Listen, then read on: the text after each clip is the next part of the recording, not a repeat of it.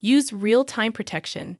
Many antivirus and anti-malware software offer real-time protection, which means that they will scan files and programs in real time as they are accessed.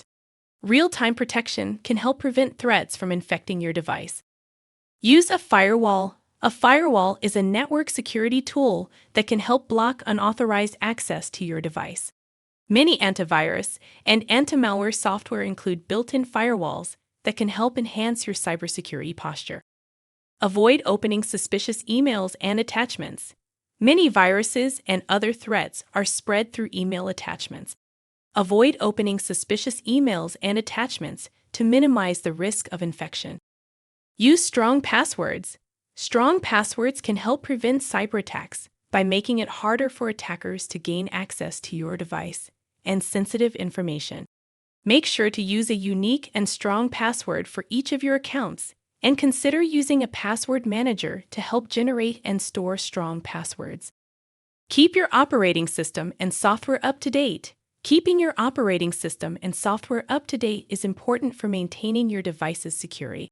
Updates often contain security patches and bug fixes that can help prevent cyber attacks. Be cautious when downloading software.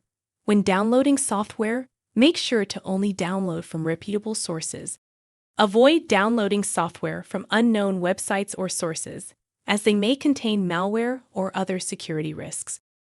Back up your data. Regularly backing up your data can help protect against data loss in the event of a cyber attack or other disaster. Consider using a cloud-based backup service or an external hard drive to back up your data. Conclusion: antivirus and anti-malware software are essential cybersecurity tools that can help protect your device from a wide range of threats.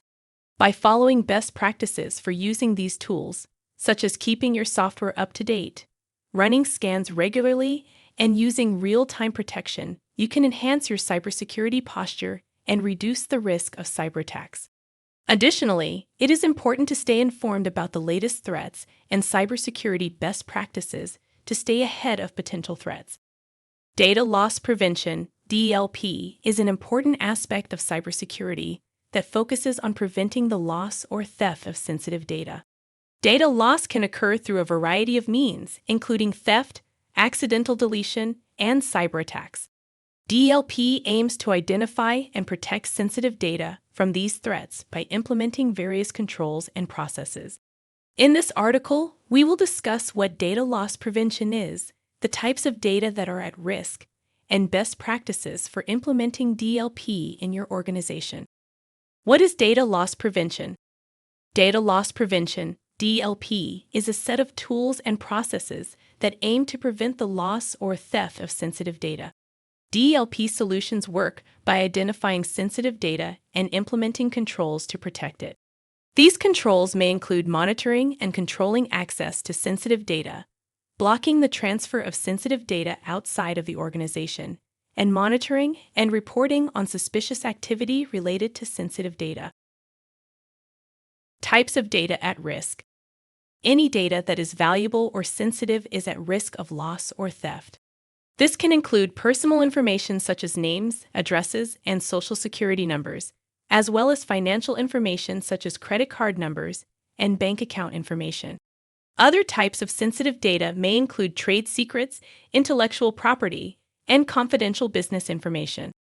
In addition to traditional forms of data, such as files and databases, there are also new types of data that are at risk of loss or theft. For example, data stored in cloud-based applications and services, such as Microsoft 365 or Google Workspace, is at risk of loss or theft if not properly secured.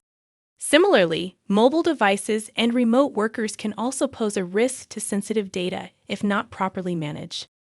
Best practices for implementing data loss prevention. Implementing data loss prevention in your organization requires a comprehensive approach that involves people, processes, and technology. Here are some best practices for implementing DLP in your organization. Identify sensitive data. The first step in implementing DLP is to identify the sensitive data that needs to be protected. This may include personal information, financial information, and confidential business information. Once identified, you can implement controls to protect this data. Classify data. Once you have identified sensitive data, it is important to classify it based on its level of sensitivity. This will help you prioritize which data requires the most protection and which controls should be implemented. Implement access controls. Access controls are an important aspect of DLP that help ensure that only authorized individuals have access to sensitive data. This may include implementing role-based access controls, password policies, and two-factor authentication. Monitor and audit data. Monitoring and auditing data can help detect suspicious activity related to sensitive data. This may include monitoring data transfers, file access, and email activity. By monitoring data, you can quickly identify and respond to potential threats. Train employees. Employees are often the weakest link in data security, so it is important to provide them with training on best practices for protecting sensitive data. This may include training on password security, email security, and data transfer policies. Use encryption. Encryption is an important tool for protecting sensitive data. By encrypting data, you can ensure that even if it is stolen, it cannot be accessed without the encryption key. Implement data backup and recovery. Data backup and recovery is an important aspect of DLP that can help mitigate the impact of data loss or theft. By regularly backing up sensitive data, you can ensure that it can be recovered in the event of a disaster or cyber attack. Conclusion. Data loss prevention is an essential aspect of cybersecurity that aims to prevent the loss or theft of sensitive data. By implementing controls and processes to protect sensitive data, you can reduce the risk of data loss or theft and ensure that your organization is secure. By following best practices for implementing DLP, such as identifying sensitive data, implementing access controls, monitoring and auditing data, training employees, and using encryption and data backup and recovery, you can enhance your organization's cybersecurity posture and protect against potential threats. It is important to note that DLP is not a one-time solution, but an ongoing process that requires regular monitoring and updates. As new threats emerge and technology evolves, it is important to keep your DLP strategies up to date to ensure that your organization remains protected. Additionally, it is important to stay informed about the latest cybersecurity best practices and emerging threats to stay ahead of potential risks.